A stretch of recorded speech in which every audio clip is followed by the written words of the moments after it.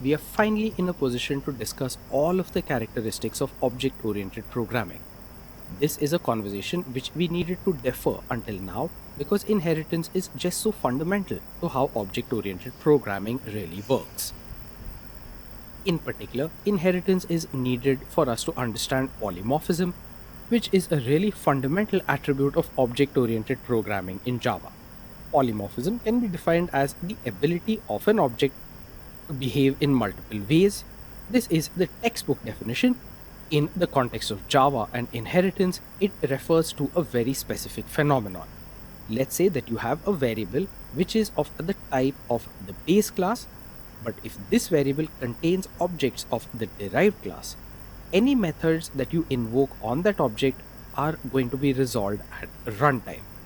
This will become amply and abundantly clear once we get to all of the demos, but again, just remember the context. Polymorphism in Java refers specifically to a situation in which we have variables whose type is that of the base class, but they contain objects of the derived class. Let's go back to our example and see how this would actually play out. Let's say that we want to calculate the total pay of an employee.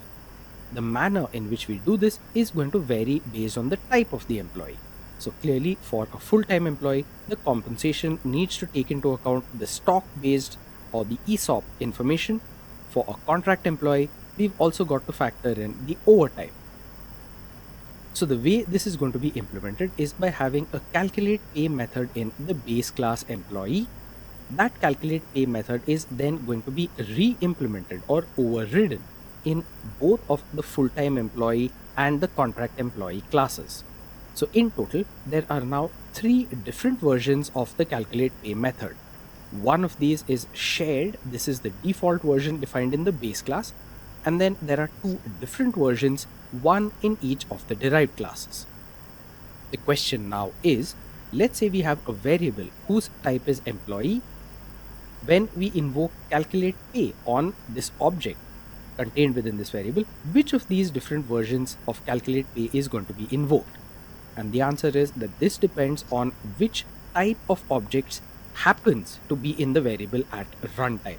In other words, the invocation of the calculate pay method is going to be resolved by Java at runtime based on the type of the object contained within the variable, not based on the type of the variable itself. This is a runtime polymorphism, and this is the foundation of object-oriented programming in Java. So inheritance and polymorphism together are the first attribute of object-oriented programming,